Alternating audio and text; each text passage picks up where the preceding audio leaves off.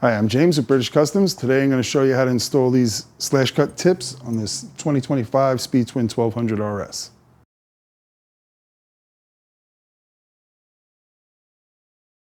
So if you look at these tips, one is bent and one is straight. The straight one goes on the left side and the bent one will go on this side.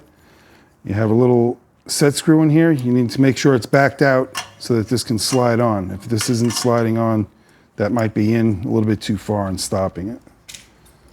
So you want to slide that on.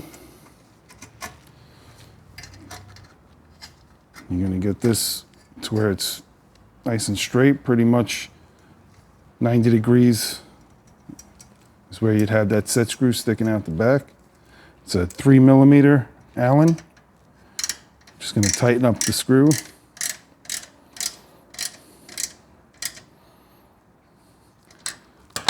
That's it. I'll do the same on the other side.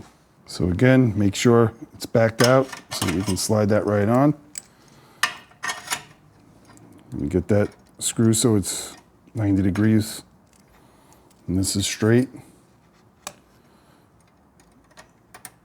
So a 3mm Allen.